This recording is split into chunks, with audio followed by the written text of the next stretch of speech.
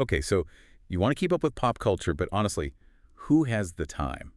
The news cycle is just relentless. It really is. Think of this as your curated briefing. Exactly. We sift through all the entertainment noise from the week, All the headlines, the announcements, the, drama. and we pull out the highlights. The stuff that's actually interesting, maybe a bit weird, definitely worth knowing. Mm-hmm.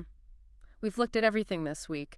YouTube lawsuits, streamers getting unexpected honors, some big music news. Our mission basically is to save you time and get you looped in on what matters. Let's do it. All right, first stop, the world of YouTube creators.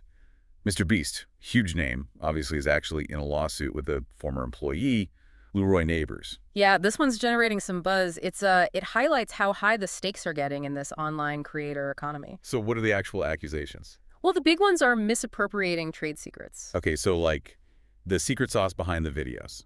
Kind of, yeah. Methods, info, maybe analytics stuff that gives them an edge. Also, breach of contract. So agreements were allegedly broken. Right. It feels like this space is getting way more, I guess, professionalized Mm-hmm. or litigious. Definitely more professionalized. These aren't just hobbyists anymore. It's big business with real assets like intellectual property. And there's something else too, surveillance. Unauthorized surveillance, yeah. That's part of the claim. Which definitely adds a layer of intrigue. Sounds pretty intense. Like corporate espionage almost. It does.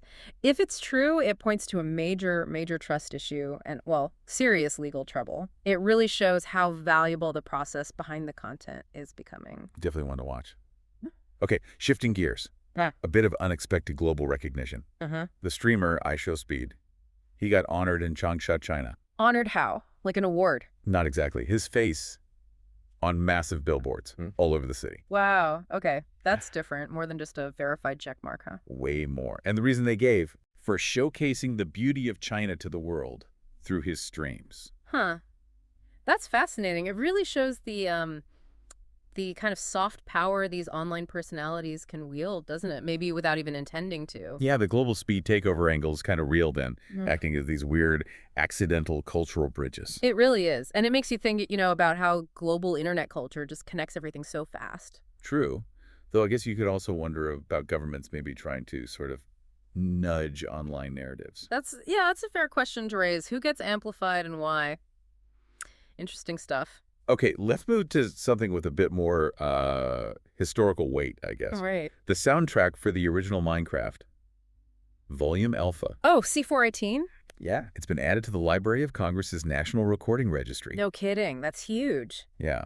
Apparently, it's only the second video game soundtrack ever to get in. Wow. So it's being preserved alongside, like, legendary albums and historical recordings? Exactly. They deemed it culturally, historically, or aesthetically significant for the U.S. That absolutely tracks. Minecraft is way more than just a game, isn't it? It's shaped, like, a whole generation. Totally. It's a genuine cultural phenomenon. The music is so iconic, so linked to that whole experience. It really is. And this feels like a big step, recognizing game music as a legitimate art form that's actually, like, historically important. Yeah, it's not just background noise anymore. Definitely not. Okay. From Minecraft's blocks to pop stars in games. Sabrina Carpenter. Uh-huh. Heard espresso everywhere.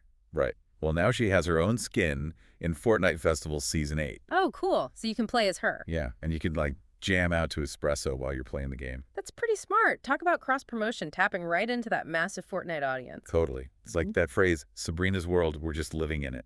We're gaming in it now. Huh. Yeah. It shows how artists have to find these, like, new ways to connect, right? Beyond just albums or tours. It's about being part of the culture these fans are already in. Makes sense. Yeah. But I wonder, is there a risk of, like, burnout? Seeing artists everywhere. Possibly. Oversaturation is always a potential thing, yeah. Finding that balance. Okay, brace yourself for this next one. It's unusual. Uh-oh. What now? Marvel. They released a video. Okay. 8.5 hours long. 8.5 start of what? A movie? Of Hugh Jackman's Wolverine. Just breathing. Breathing. Yeah, breathing. And, like, sometimes he strikes a pose, but mostly just breathing. Wait, seriously, 8.5 hours? Yep. Okay, why? Just why? That's the million-dollar question, isn't it? It feels like some kind of weird meta commentary on fandom or something. We're just leaning into the absurdity, like, we know you'll watch anything Wolverine. Pretty much. The internet's going to have a field day, right? Internet, do your thing. Oh, absolutely. Memes incoming. But it does make you think about, like, what even counts as content or engagement anymore? Is this engagement? Good question. Okay, let's leave the breathing Wolverine behind and talk about something more concrete. Literally. Okay, building something. Theme parks. Universal Studios is building a brand new park in the UK. Oh, wow, really? Whereabouts? Is it official? Yep, confirmed. Near Bedford. Ah, And it's going to be massive. 700 acres. 700 acres. That's huge. Bigger than some of their U.S. parks, right? Feels like it. And they're aiming for a 2031 opening. Okay, so still a ways off. Yeah, but the job creation is nuts. They're estimating like 28,000 jobs before it even opens. Wow, that's a huge economic boost for the area. Significant investment. Definitely. Feels like theme park season incoming eventually. Yeah, long-term forecast. But it shows they still believe big time in those physical shared experiences, doesn't it? Even with everything going digital. Good point. People still want to go do stuff together. Seems like it. Okay, speaking of navigating the real world, New York City, the subway map. It's getting its first complete redesign in almost 50 years. Whoa, really? That map is iconic. Maybe confusingly iconic. Exactly. So the new one is supposed to be much clearer, bold lines on a clean white background. That's the description. Trying to simplify the spaghetti makes sense. Anything to make navigating that system easier is probably welcome. Oh, yeah. The goal is making it way easier to navigate the chaos beneath the city streets. Anyone who's been lost down there gets it. For sure. Sometimes the best updates are just about making everyday things work better. True. Okay, on a more somber note now. Okay. We heard about the passing of Jill Subiel, the singer-songwriter. Oh, no, she sang I Kissed a Girl, right? The original one. That's the one she's best known for, yeah. She was 66. That's young. What happened?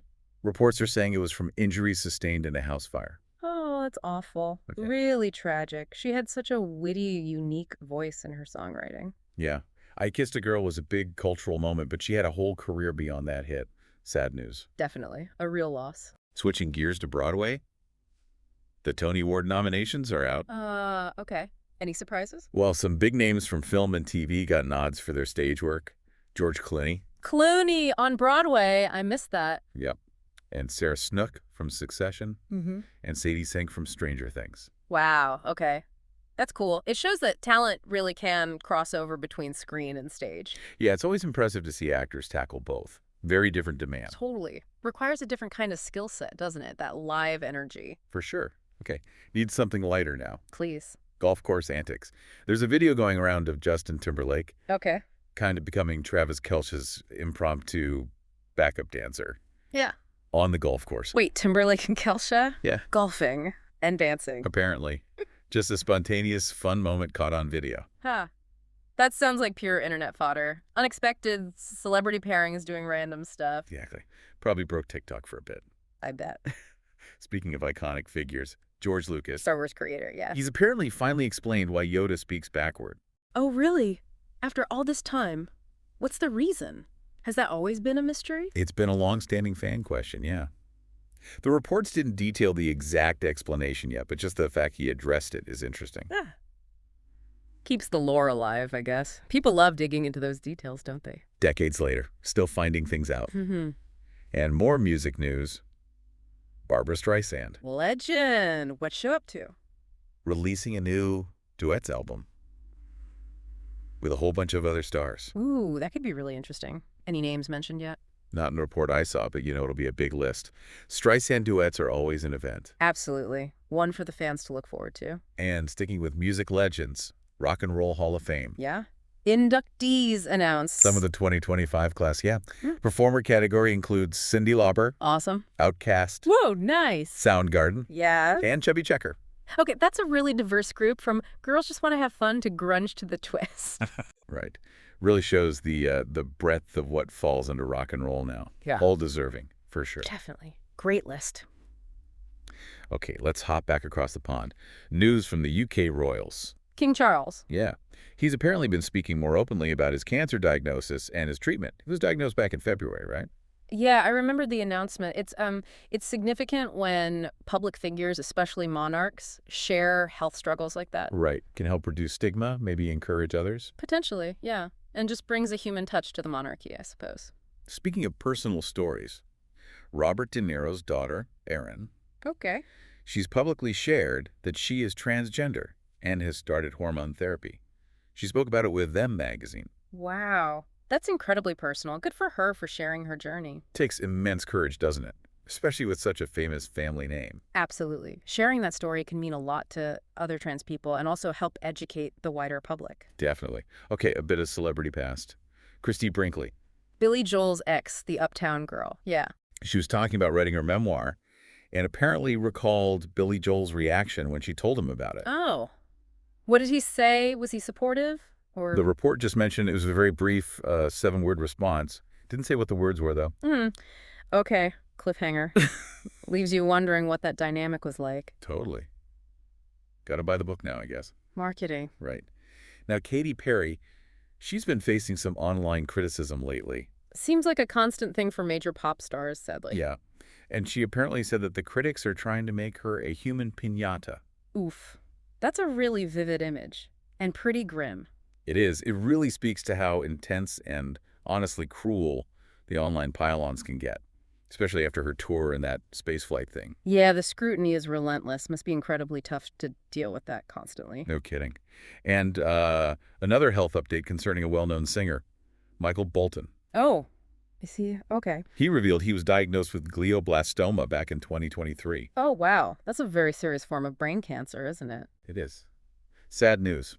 Him sharing it now obviously brings more attention to it. Yeah. Wishing him the best with his treatment and recovery. Absolutely. Okay, this next one is a choice. Terrence Howard. The actor. Yeah. He apparently said he turned down the chance to play Marvin Gaye in a biopic. Okay. Why? Marvin Gaye is an iconic role. His reason was because the role would have required him to kiss a man. Wait, what? That was a reason? According to the report, yeah. He mentioned it on Bill Maher's podcast. Huh. Well, that's certainly a stance. It definitely raises some questions, doesn't it? About acting, representation. Yeah. It's generated a lot of online discussion, as you can probably imagine. Different viewpoints on that one. I bet. Okay, shifting back to legal news. Kim Kardashian. The Paris robbery from 2016, exactly. The trial for one of the suspects is happening. Right, any developments? Yeah, apparently the suspect actually confessed in a book he wrote and expressed regret. Confessed in a book? Before the trial resolution. That's bold. Kind of wild, right?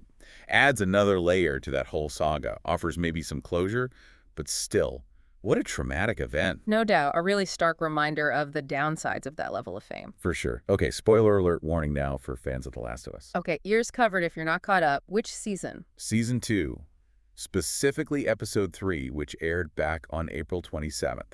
So if you haven't seen it, maybe skip ahead 30 seconds. Gotcha. What's the news? Gabriel Luna, who plays Tommy, has been talking about, well, the big event with Joel in that episode and what's next for Tommy's character. Ah, okay. So commentary for those who have seen the pivotal moment and are wondering about the fallout. Exactly. Insights for the fans who are processing all that. Makes sense. Always interesting to hear the actors' takes after a big plot point drops. Definitely. And finally, wrapping up with some tour news, Queen Bey. Beyonce. Cowboy Carter tour. Kicked off, yeah. And apparently, her daughters, Blue Ivy and Rumi, joined her on stage during one of the early LA shows. Oh, that's sweet. Blue Ivy's already a stage pro, isn't she? Seems like it. A real family affair kicking off the tour before they head off to other cities like Chicago. Love that. Integrates her personal life right into the performance. Fans connect with that. Totally. Shows that next generation is already stepping into the spotlight. Wow. Okay, so that was a lot. We covered some ground. We really did. From YouTuber legal drama and gaming milestones to celebrity health, Broadway, and, yeah, Wolverine breathing. Never a dull week in pop culture, but hopefully we distilled it down to the need-to-know stuff. That was the goal. Giving you the highlights, a bit of context, saving you some scrolling time. Exactly. So here's something to maybe chew on as you go about your day. We see all these lines blurring, right? Gaming, music, social media, movies, TV. It's all converging. Mm-hmm. Constantly overlapping. How do you think that ongoing convergence is going to shape like the next big cultural moments? How we consume them, how we react to them? That's a great question. And which of these stories we talked about today resonated most with you? What does that maybe say about what's capturing attention right now? Yeah, definitely some food for thought.